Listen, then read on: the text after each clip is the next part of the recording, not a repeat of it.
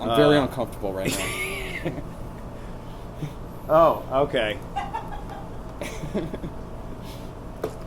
Is that the number one fuck girl? Yeah. That was good. Yeah. I'd be nervous if, like, a girl I wanted to entertain walked in right when I was reading the list. Yeah, right when I said pubic lice. Yeah. Good time. There's the pubic cold lice. drop. Found it.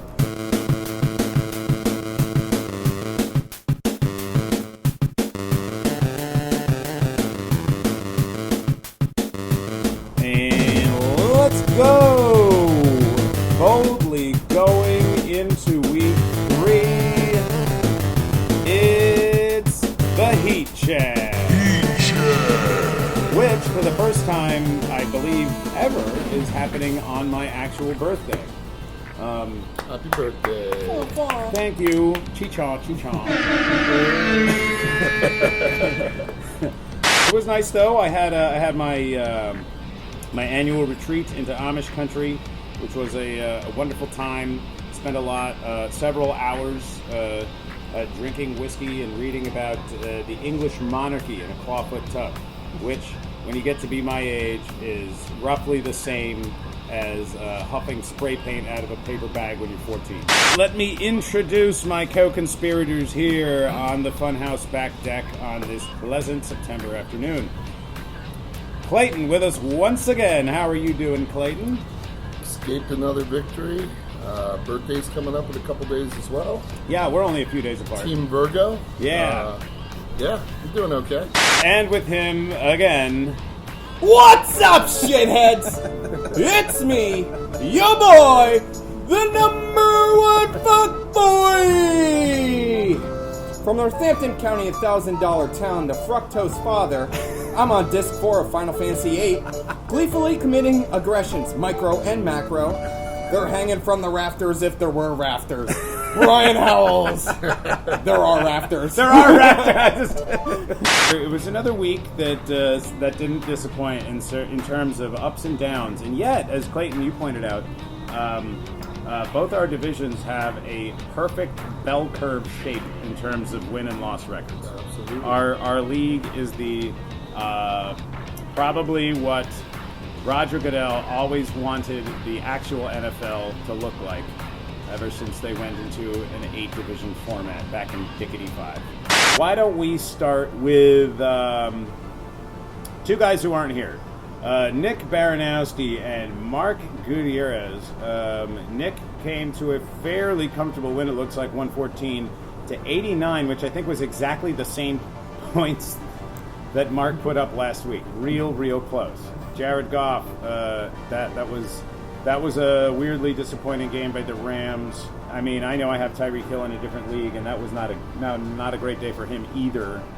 And then I just told everybody, I don't know, that's crazy. He had J.K. Dobbins had that great game, and somehow just everybody else came through with these milquetoast performances, while Nick Baranowski is looking pretty smart about talking about what great value Jalen Hurts at 12th overall was.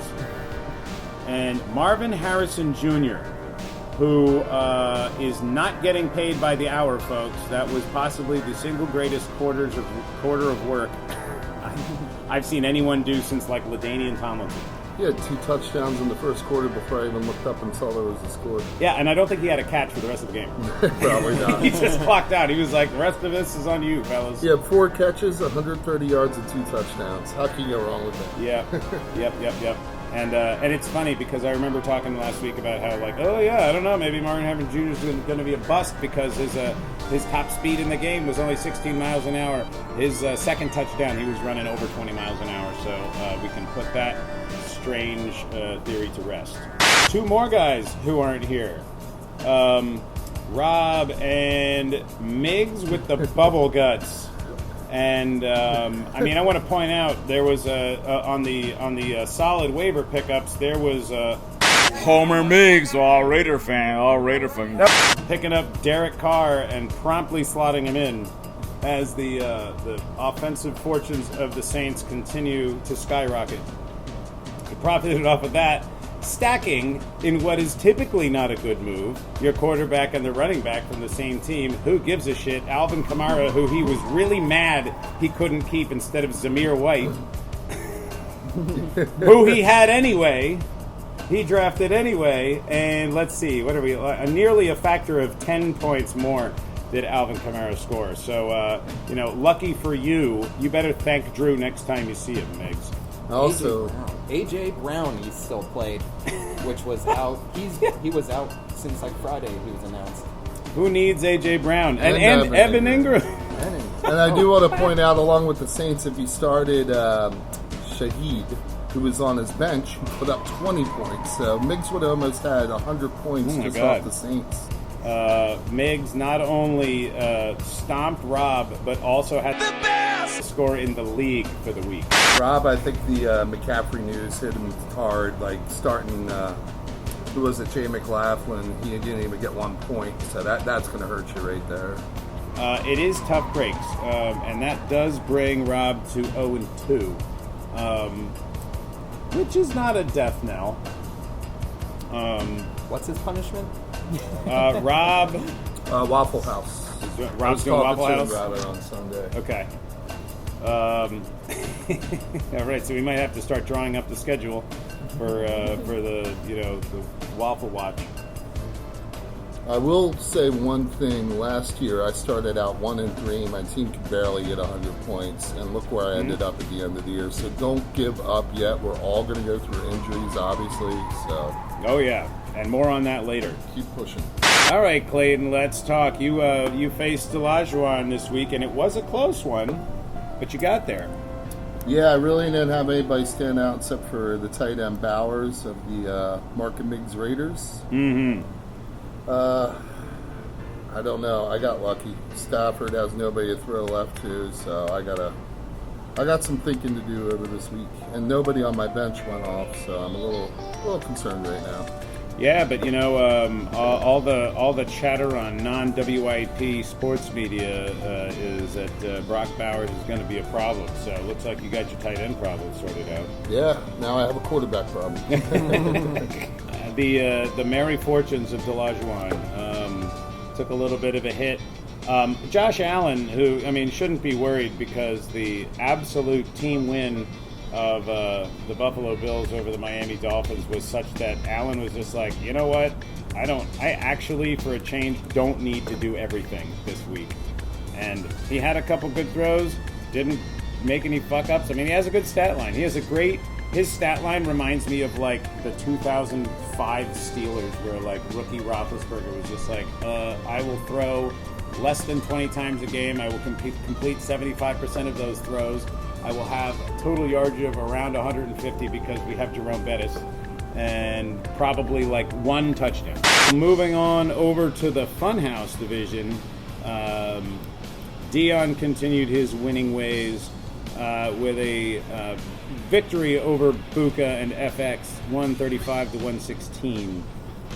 Despite Buka having such heroics from Kyler Murray, who we probably all thought was cooked, and sort of the quasi-expected explosions from Nico Collins wasn't enough to overcome Devon Achane and Amon-Ra St. Brown, who then got hurt.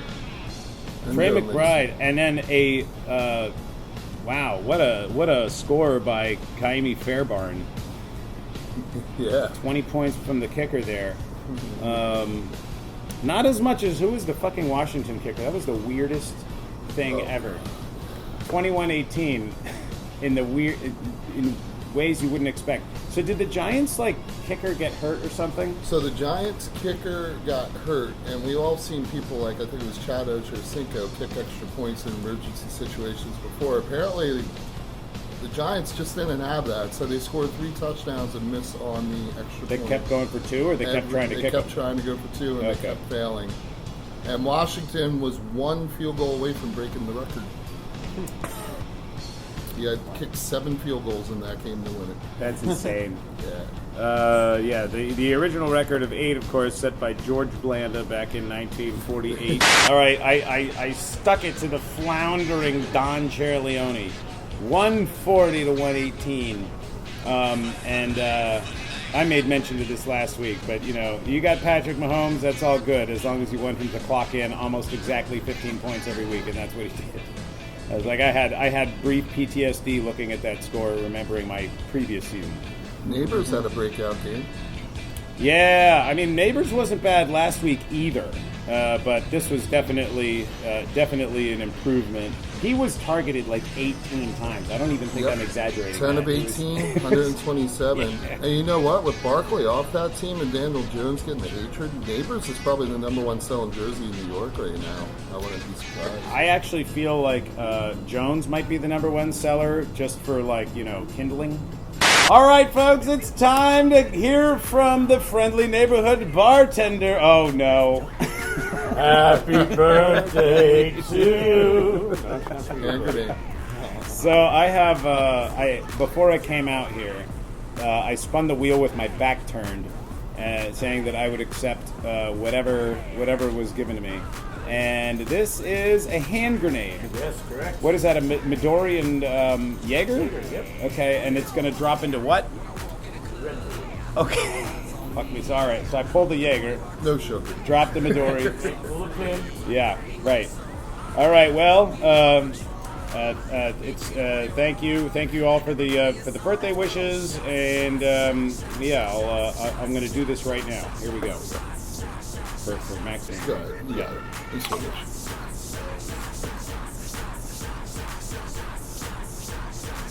Well done, sir. Oh! I think I did that in the wrong order. All right, with that delicious bit of business out of the way, let's hear from the matchup that we previewed last week between the friendly neighborhood bartender and the number one fuckboy. Yeah, it didn't turn out too well for me. Oh, okay. What was the story of the match? The story of the match was I took over from the beginning. It was brute force by the number one fuckboy. Nothing fancy. It was an Ultimate Warrior match. Shoulder block. Yeah. Splash from the mat. You ran down and then you ran back. You aren't gonna win many games in this league, scoring only 109 points. So. I was just going to say, he wasn't lying when he said he started out right from the get-go. Thursday night, he had him as 30 points from James Cook. Remember, Cook had that killer game. That's right. That's right. 20 and a half. Now, Derek, you had mentioned that last week you were a little worried that you might benefit in fantasy at the expense of your beloved Tampa Bay Buccaneers. And close a game as that was, you got out of there with a win. Yep. So we'll forgive, I'm sure you will forgive Sam Laporta's 3.5 points. Yeah. I was totally fine with that. Oh, my God. It's you and me next week. Yep. Oh, boy. Oh, boy. C.J. Stroud against Jaden Daniels. Should be ready to go. But I like my lineup the way it is right now. Yeah, all right. Well, it looks here like you've got a slight edge on me in projection-wise, 53-47. And briefly looking over this, I don't have any obvious adjustments to make, so I guess I'm just going to have to pray that this stupid algorithm is wrong. Exactly. Here we go. All right. Thank you so much, Derek. Yep. There was one thing, the one decision that I was waffling on at the very, very end, and I changed it at noon, was Zay Flowers or Isaiah Likely. I chose wisely. Yes, you did. More like I was just blatantly lucky, but still. All right, that covers all the action of week 2. Now, I believe as a little sorbet, a little palate cleanser, the number one fuckboy has got something prepared for us. Yes, as everyone knows, fantasy football is very stressful. And stress is the leading cause of some ailments. And I've been feeling like shit lately from all this stress. Okay. So I went to the doctor, and I had some really bad news. The bad news is that he couldn't diagnose me with anything. So I went home, went on WebMD, and diagnosed myself. Okay. And so this is a list of conditions, syndromes, complexes, and general discomforts associated with running a fantasy football team. Okay.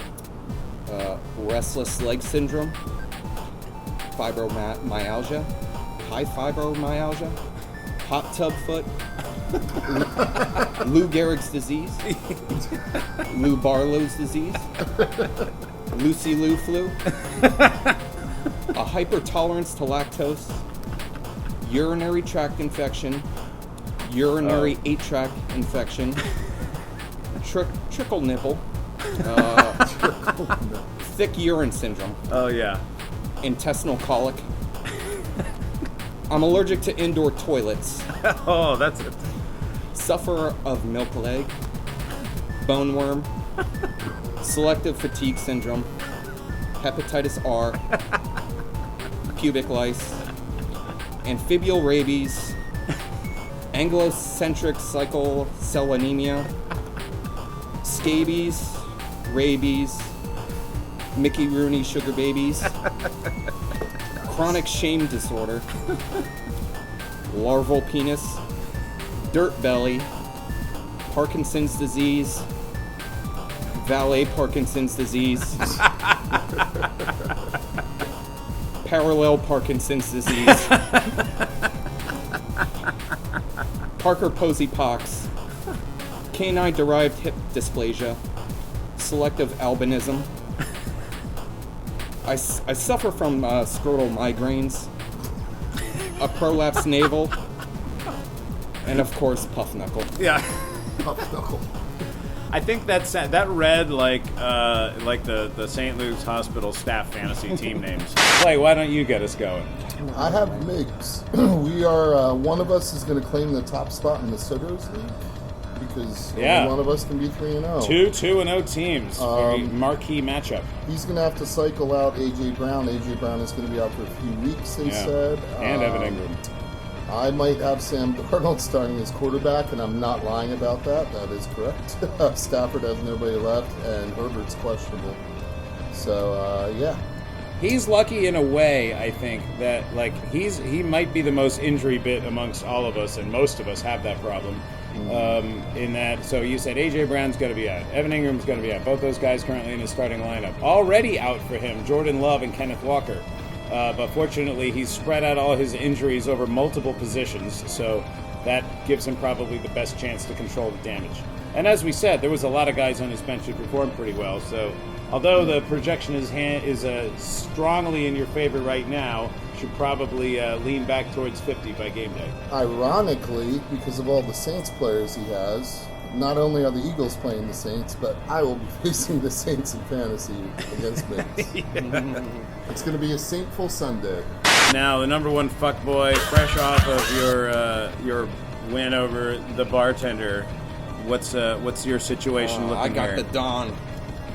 Oh, wait a Lorenzo. minute. You do? No, I have wait. Oh, no, wait. You Wait a have minute. Dion. Oh, I'm looking at the wrong You thing. got the other Don. Yeah. You got the Don of this bar. There I am. This is, yeah. You've got a lot of injuries here that need to be worked out. Now, St. Brown, is he expected? questionable. He might actually play this week? He's questionable. Joe Okay. Mixon questionable. Yeah. Here's the problem that Dion has to face again is Joe Burrow against a Washington team after the Bengals looked so good this week that he's probably not going to have to pass the ball too much against versus Brock Purdy at the toothless Rams, and he may not have to pass much either. What is he going to do? My team will probably be pretty much the same. Drake London actually got some points this week, so Right. he was almost on looking at a chopping block sitting on the bench. You know what it's going to be? Here's what it's probably going to come down to, and I'll clip this for myself. It's going to be which one of you has the kicker go off for like 35 points. The perhaps inverse fortunes of Joe Burrow and Evan McPherson may tell the tale of this matchup. Buka had Isaiah Pacheco, who's definitely going to miss a bunch of time and resulted in the Kareem Hunt signing by the Chiefs, as you pointed out, Clayton. We And- do have, sorry to interrupt, just one game I want to put out for note because we're probably going to start punishment watches next week. There's one game this upcoming week against two 0-2 teams, and that's FX and Lorenzo. It's that one. So whoever loses that game is going to be 0-3.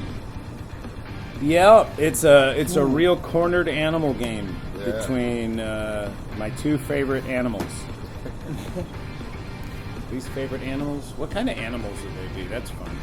If we were going to anthropomorphize animals and have them be like Buka is one and Lorenzo is the other.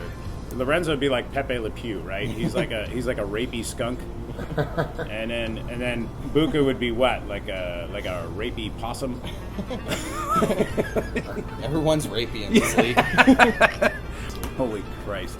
I better get out of here before I get served with papers. All right. Fellas, is there any other observations or comments that anybody would like to offer? Like and subscribe. Get your ass down here to record. Yeah, baby. Come on. I'm tired of looking at these two faces every week. Right.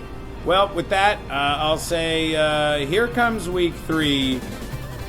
Brace for impact. Good luck. And we'll see you next week.